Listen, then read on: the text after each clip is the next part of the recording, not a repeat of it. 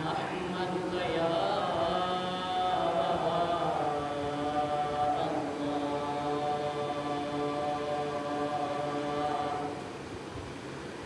أما بعد فأعوذ بالله من الشيطان الرجيم.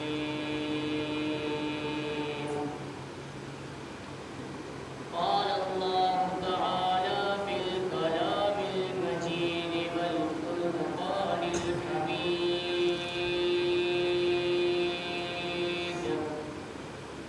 بسم الله الرحمن الرحيم.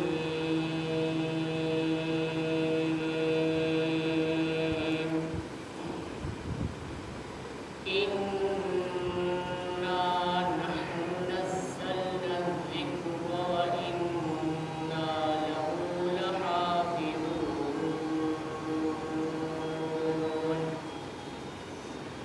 وفي مقام آخر بسم الله الرحمن الرحيم.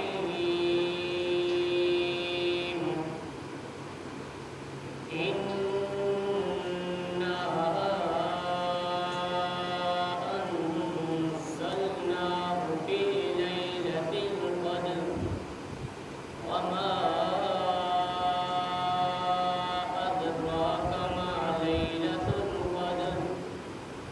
ليلة القدر خير من ألف شهر. تنزل الملائكة والروح فيها بإذن ربهم من كل أمر. سلام هي حتى مطلع الفجر.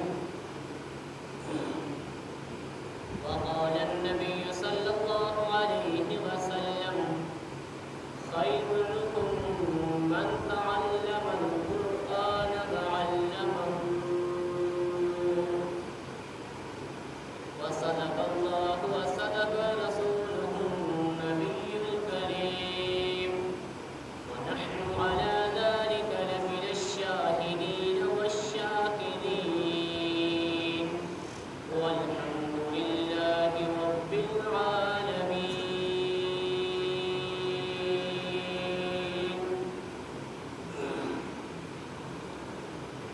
کیوں نہ ہو ممتاز اسلام دنیا بھر کے دینوں میں، کیوں نہ ہو ممتاز اسلام دنیا بھر کے دینوں میں، وہاں مذہب کتابوں میں، یہاں قرآن سینوں میں، سر سے لے کر پاؤں تک تنویر ہی تنویر ہے. سر سے لے کر پاؤں تک تنویر ہی تنویر ہے. منہ سے بولتا وہ قرآن تقریر ہے. مصطفیٰ کو دیکھ کر سوچتی ہے دنیا، کیسا ہوگا وہ مصور جس کی یہ تصویر ہے.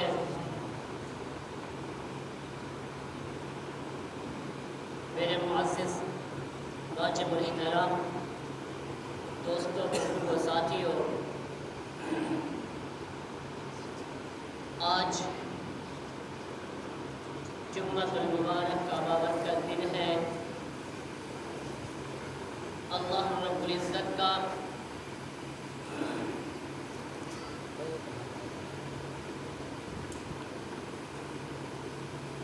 احسان عظیم ہے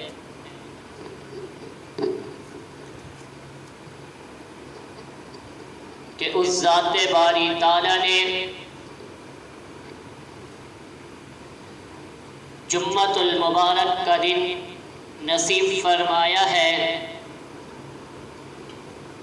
اور پھر اس ذات مقدسہ کا ہم پہ احسان عظیم ہے کہ اس نے رمضان المبارک کا یہ جمعہ ہمیں نصیب فرمایا ہے.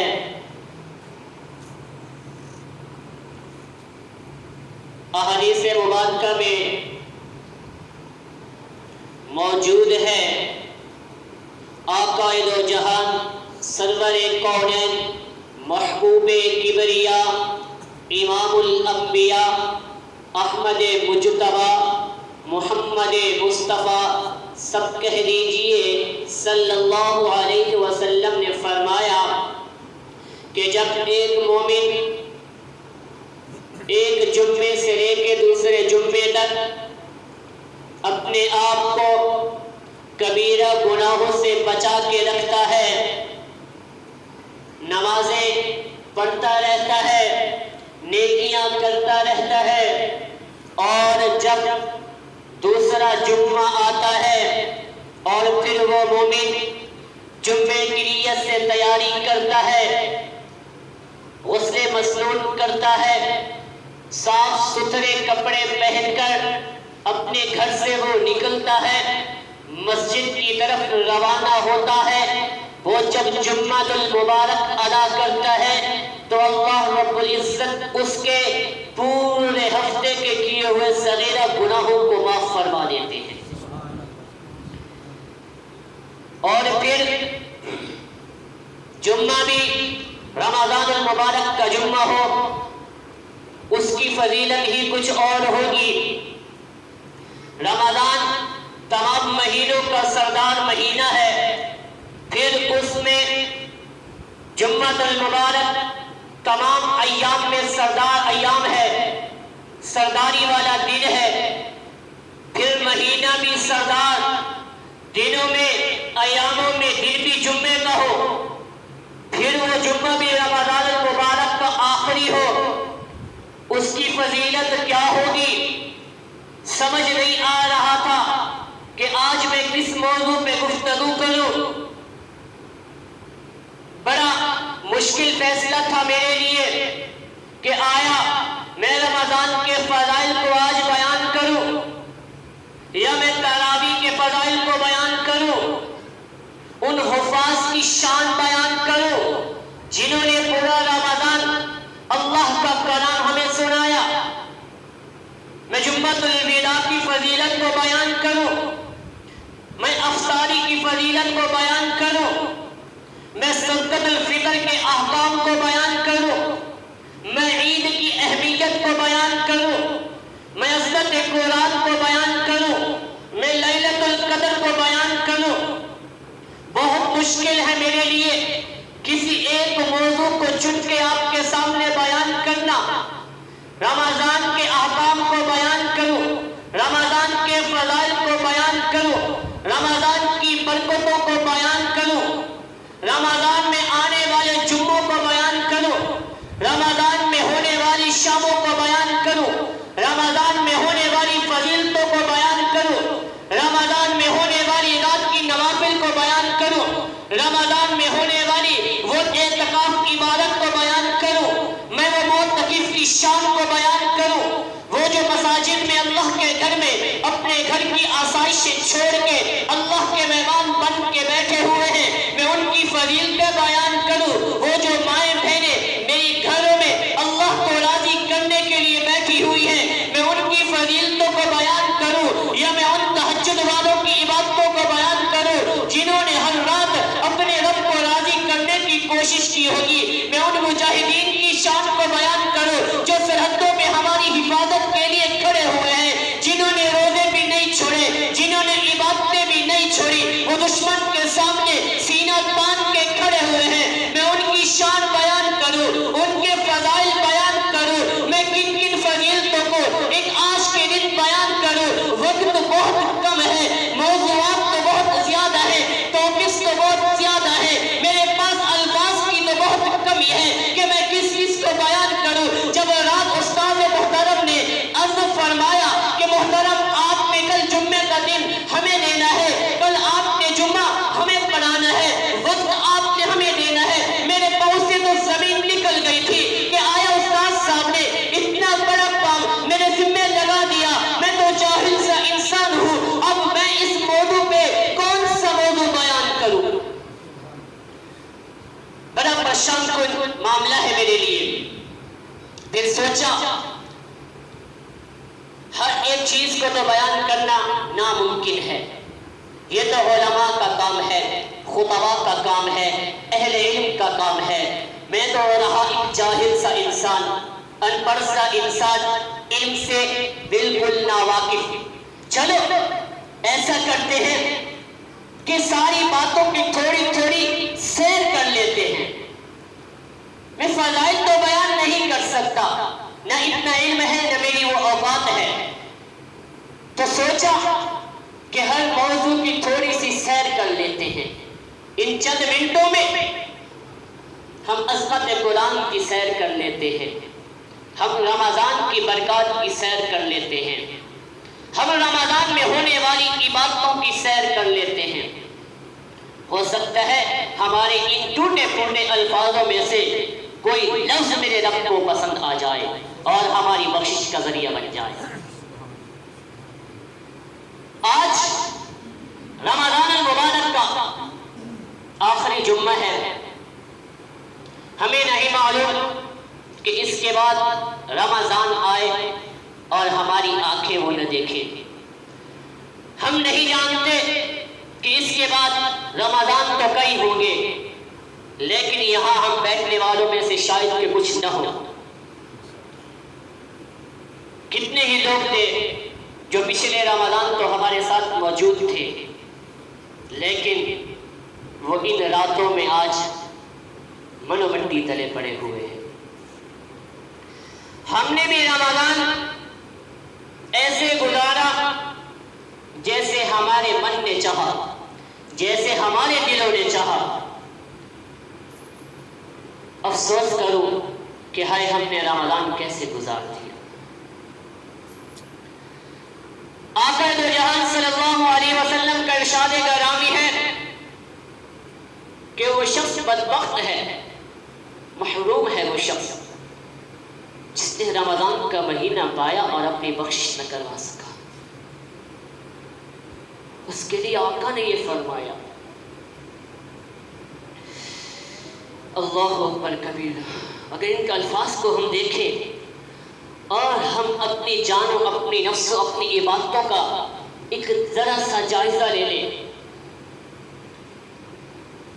کسی اور کو کہنے کی ضرورت نہیں پڑے گی کہ اے صاحب آپ نے کیا کیا، اے صاحب آپ نے کتنی عبادتیں کی ہیں، اے محترم آپ نے کون سے تیر مارے ہیں. کسی کو کہنے کی ضرورت نہیں پڑے گی اگر ہم اپنا جائزہ اپنی کسوٹی سے خود کر لیتے کہ آیا رمضان المبارک میرے آقا نے کیسا گزارا، میرے آقا کے جانثاروں نے رمضان کے مہینوں کو کیسے گزارے. میں بھی تو اسی آقا کا امتی ہوں، اسی محبوب کو ماننے والا ہوں، اسی پہ جان کو نثار کر دینے والا ہوں، اسی سے محبت کا اعلان کرنے والا ہوں، اسی سے محبت کا دعوے دار ہوں. میں نے بھی تو اسی محمد کا کلمہ پڑھا ہے جس محمد کا کلمہ صدیق اکبر نے پڑھا تھا. میں نے بھی تو اسی نبی کا کلمہ پڑھا ہے نا جس کا کلمہ فاروق اعظم نے پڑھا تھا، جس کا کلمہ سیدنا عثمان نے پڑھا تھا، جس کا کلمہ عشرہ مبشرہ نے پڑھا تھا. ان کے بھی تو رمضان گزرے ہوں گے نا. ذرا میں نے تو نہیں دیکھے کہ ان کے رمضان کیسے گزرے ہوں گے. میں نے تاریخ کی کتابوں کا مطالعہ بھی نہیں کیا، مجھے اتنی فرصت بھی نہیں ملی. ان ہستیوں کی بات بھی میں نہیں کروں گا کیونکہ اللہ نے ان کو کہہ دیا رضی اللہ عنہم کہ میں آپ سے راضی ہو چکا ہوں. ان کی ہستیوں کی شان الگ ہے، ان کا مقام الگ ہے، ان کا مرتبہ الگ ہے. مجھے تو یہ دیکھنا چاہیے تھا میرے اکابر کا رمضان کیسا گزرا ہوگا، میرے بڑوں کا رمضان کیسا گزرا ہوگا، اللہ کے ولیوں کا رمضان کیسا گزرا ہوگا. میں نے تو وہاں بھی نظر نہیں کی، میں نے تو اپنا رمضان اپنی مرضی سے گزار دیا. جب چاہا تھوڑی سی عبادت کر لی، اس میں بھی چند ریاکاریاں تھی میری، اس میں بھی چند ریاکاریاں تھی، اس میں بھی چند دکھلاوے تھے میرے، اس میں بھی اپنے آپ کو کہہ رہا تھا میں بڑا عبادت گزار ہوں، میں بہت بڑا عابد ہوں، میں احسان کر رہا ہوں. جب دل چاہا تھوڑا سا قرآن پڑھ لیا، 2-4 رکعت نوافل کے پڑھ لیے، ایک آدھ تسبیح پڑھ لی اور میں یہ سمجھنے لگ گیا کہ میں نے آج کشمیر فتح کر لیا، میں نے بہت بڑا کارنامہ انجام دے دیا، میں نے بہت بڑا کام کر دیا. یہ تھی میری عبادت رمضان کی. اور پھر آقا کا جب فرمان آنکھوں سے گزرتا ہے، جب وہ کانوں سے گزرتا ہے، جب وہ دل پہ دستک دیتا ہے کہ کیا تیرا وہ رمضان تھا جس سے تیرا رب راضی ہو گیا ہو؟ کیا تو نے ایسی عبادت کی اپنے رب کو راضی کرنے والی؟ کیا تو نے وہ اعمال کیے جس سے تیرا رب راضی ہو گیا ہوگا؟ جسم کی ایک ایک لو کھڑی ہو جاتی ہے، لرز جاتا ہے پورا جسم کہ ہے میں نے رمضان کیسے گزار دیا۔ یہاں پہ اکثر مزدور طبقہ ہوتا ہے، جب ان کا سیزن ہوتا ہے نا مزدوروں کا، ہر شخص مزدوری کرنے والا ہے، جب ان کا سیزن ہوتا ہے اور کسی مزدور کی مزدوری سیزن میں کم بنے، وہ پورا سال اپنے آپ کو ملامت کرتا ہے کہ کیا کیا میں نے، یہی تو 1 مہینہ 2 مہینہ سیزن کے تھے، میں نے سیزن صحیح سے لگایا ہی نہیں ہے، مزدوری کم بنی ہے میری۔ وہ بیچارہ پورا سال پریشان سا رہتا ہے، کوئی اسے کچھ کہے نہ کہے، دل میں وہ اپنے آپ کو ملامت کرتا رہتا ہے کہ یار میں نے وہ مزدوری کا حق ادا نہیں کیا جس طرح کرنی چاہیے تھی، کاش کہ میں ٹک کے مزدوری کرتا، ٹائم کر کے مزدوری کرتا تو آج یہ پریشانی نہ ہوتی میرے لیے، میں نے وہاں پہ غفلتیں کی ہیں مزدوری میں، آج وہ دہاڑی میری اچھی نہیں بنی، پریشان ہوتا ہے۔ کچھ ایسے ہوتے ہیں جن کے گھر والے بھی تانے دیتے ہیں، جب موقع تھا کیوں نہیں کیا کام تو نے، جب سیزن تھا سیزن پہ تو کیوں نہیں گیا، کیوں سستیاں کرتا رہا، ملامت ہوتا رہتا ہے بیچارہ۔ اور رمضان المبارک بھی نیکیوں کا سیزن ہے، نیکیاں لوٹنے کا سیزن ہے، اور اللہ اس سیزن میں دام بھی بڑھا دیتے ہیں۔ مزدوروں کو پتہ ہوتا ہے کہ اس سیزن میں دام بڑھ جاتے ہیں، اور رمضان المبارک میں اللہ رب العزت نیکی کے دام کو بڑھا دیتے ہیں۔ عام دنوں میں تو نے فرض پڑھ لیے، اے بندہ تیرے فرضوں کا ثواب اگر تو نے اکیلے پڑھ لیے قبول ہے تو 1 فرض کا ثواب مل جائے گا، جماعت کے ساتھ پڑھ لیے 27 درجے کا ثواب مل جائے گا، تو نے نفل پڑھ لی نوافل کا ہی ثواب ملے گا۔ لیکن جب رب کا رمضان آتا ہے، رب کا مہمان مہینہ آتا ہے، کہتا ہے اے بندہ اب سیزن کا ٹائم آ گیا، نیکیوں کے بڑھاؤ کا ٹائم آ گیا، اب وہ کاؤنٹنگ نہیں ہوگی، وہ اعداد و شمار نہیں ہوں گے جو عام دنوں میں ہوا کرتے تھے، اب تو فرض تو 1 پڑھے گا ثواب 70 پہ لکھتا جاؤں گا، اب تو پڑھے گا تو نوافل ثواب تیرا فرضوں کا لکھتا جاؤں گا، اب تو پڑھے گا تو سنتیں ثواب تیرا واجبیت پہ لکھتا جاؤں گا، نیکی چھوٹی ہوگی عمل چھوٹا ہوگا اجر بڑا دیتا جاؤں گا تجھے میں، اتنا بڑا ثواب۔ فرض کتنی بڑی عبادت ہے، فرض بہت بڑی عبادت ہے جس کا انکار کرنا کفر ہے۔ اور پھر رمضان المبارک میں ہم نوافل پڑھتے ہیں تو اللہ فرضوں کا ثواب دے دیتا ہے، کتنا مہربان ہے وہ تو ہماری بخشش کے بہانے تلاش کرتا ہے، اے بندہ تو یہ کام کر لے، شیطانوں کو باندھ دیتا ہوں میں، تو کہتا ہے نا کہ شیطان مجھے تنگ کرتے ہیں، تو کہتا ہے نا شیطان کا غلبہ زیادہ ہے، اے بندہ تو کہتا ہے نا شیطان عبادت نہیں کرنے دیتا مجھے، تو کہتا ہے نا شیطان رکاوٹ ڈال دیتا ہے میرے سامنے، شیطان یہ کر دیتا ہے، شیطان وہ کر دیتا ہے، چل یہ بہانہ بھی ختم، شیطانوں کو رب باندھ دیتا ہے، جکڑ دیتا ہے زنجیروں میں، اب تو شیطان بھی بند ہو گیا، اب تو آجا میرے در پہ، اب تو آجا میرے در پہ، تجھے بخشنے کے لیے بلا رہا ہوں میں، تیری بخشش کا پروانہ دینا ہے تجھے میں نے۔ اور پھر رمضان کی شان دیکھیں کتنا مہربان ہے وہ، کتنا وہ رب مہربان ہے کہ رمضان کی شان دیکھیں کہ ہر افطاری کے وقت 70,000 لوگوں کی بخشش کا اعلان ہوتا ہے، ہر افطاری کے وقت 70,000 لوگوں کی بخشش کا اعلان ہوتا ہے کہ آج یہ 70,000 بخشے گئے ہیں، آج ان 70,000 کی بخشش ہو گئی ہے، آج یہ 70,000 بخشے جائیں گے۔ اس اس نے بخشش کے لیے تو کتنا بہترین ہمیں موقع دے دیا ہے. چھوٹی چھوٹی باتیں کر لو، میں بخشش تو ہر افطاری کا ٹائم کرتا جا رہا ہوں. کتنی بے تحاشا بخشش ہے، بے انتہا بخشش ہے. اور پھر مزے کی بات بتاؤں، شاید آپ نے علماء سے سن رکھی ہوگی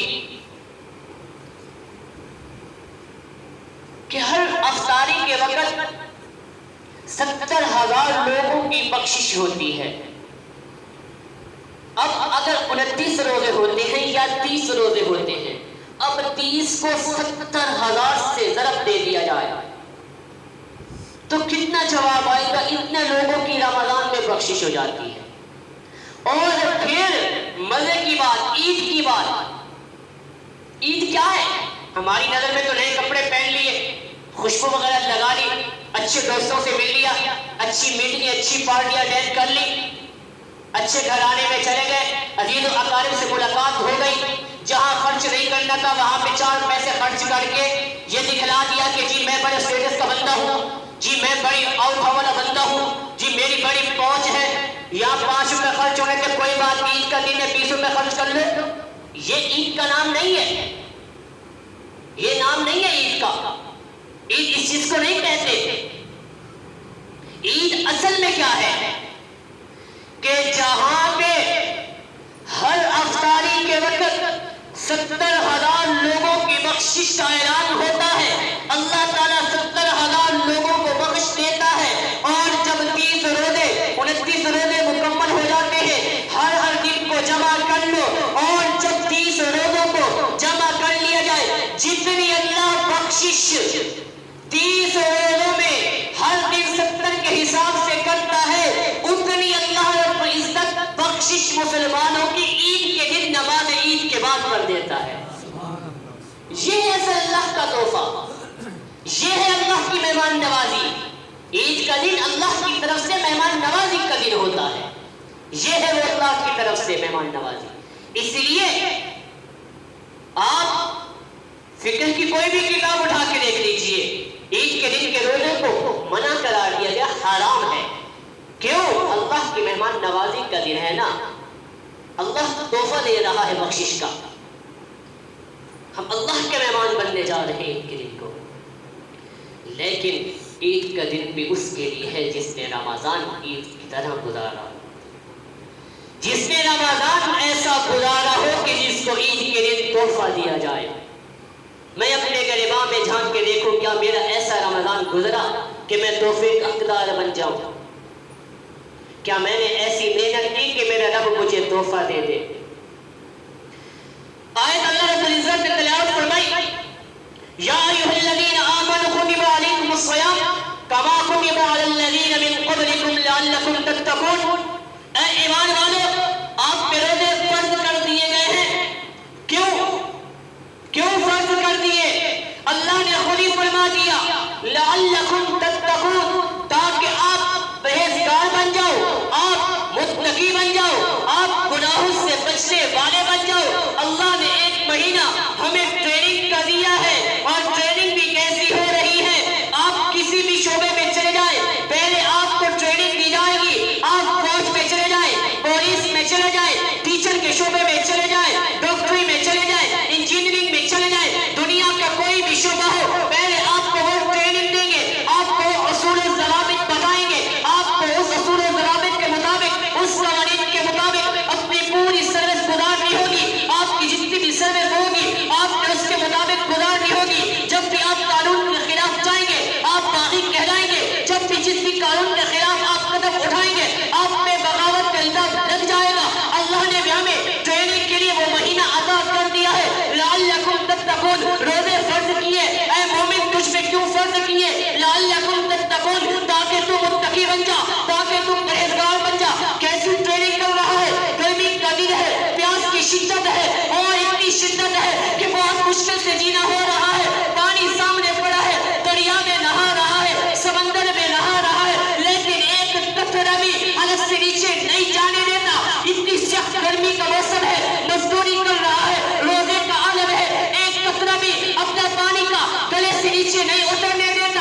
خوف ہوتا ہے کہیں غلطی سے بھی قطرہ گلے سے نیچے نہ اتر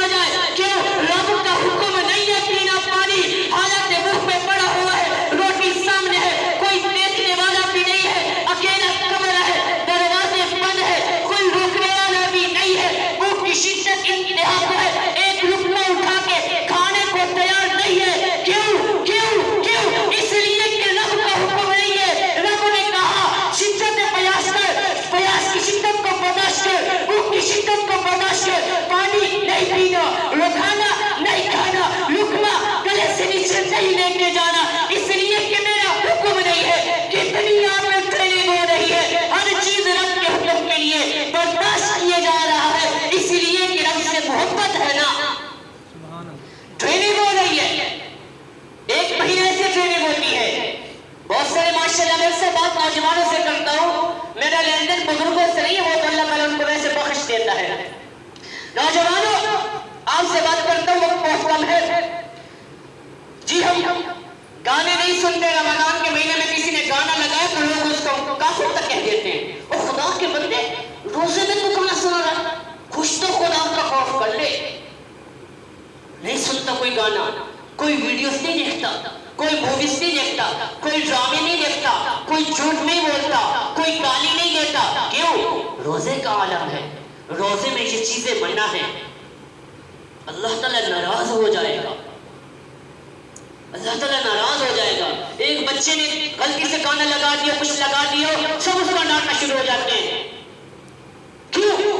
روزے کا مہینہ ہے، رمضان کا مہینہ ہے، روزہ ہے، یہ چیز غلط ہے۔ پھر مجھے بتائیے دوستو، عید کے بعد، چاند رات کے بعد وہ چیزیں کون ہے جو حلال کر دیتا ہے؟ وہی گانے عام دنوں میں سننا کس نے حلال کر رکھے ہیں؟ وہی بے حیائی کی باتیں، برائی کی باتیں، فحاشی کی باتیں، عریانی کی باتیں کس نے حلال کی ہیں؟ جس اللہ نے رمضان میں پابندی لگائی ہے، جس رب کا حکم ہم رمضان میں مانتے ہیں، عمل کرتے ہیں، وہی رب ہمیں رمضان کے علاوہ بھی کہتا ہے۔ رمضان میں تو ٹریننگ کر لی ہماری، اب ہم اس کے باوجود بھی باغی بن جاتے ہیں۔ رمضان میں تو اللہ کے حکم کو مانتے ہیں، ہم اس کے حکم کو مانتے ہیں، بھوک کی شدت کو بیاس کر لیتے ہیں، ہر چیز کو برداشت کر لیتے ہیں، رب کے حکم کی نافرمانی نہیں کرتے۔ لعلکم تتقون کا معنی بھی تو یہی ہے، آپ پرہیزگار بن جاؤ، آپ متقی بن جاؤ، آپ اس کے حکم والے ماننے والے بن جاؤ، اس کے حکم کی پیروی کرنے والے بن جاؤ۔ اسی رب نے ہر برائی سے روک رکھا ہے، اسی رب نے بے حیائی کے کاموں سے روکنے کو کہا ہے، اسی رب نے نیکی کا حکم دیا ہے، اسی رب نے کہا ہے کہ میرے محمد کے طریقوں پہ چلو گے، صحابہ کے نقش قدم پہ چلو گے، خدا کی قسم زمین میں بھی بھلائی ہوگی، زمین میں بھی کامیاب ہو جاؤ گے۔ آخرت کی طرف خود کہتا ہے رضی اللہ عنہم ورضوا عنہ۔ اللہ رب العزت ہمیں دین سمجھنے اور اس پر عمل کرنے کی توفیق عطا فرمائے۔ وآخر دعوانا الحمدللہ رب العالمین۔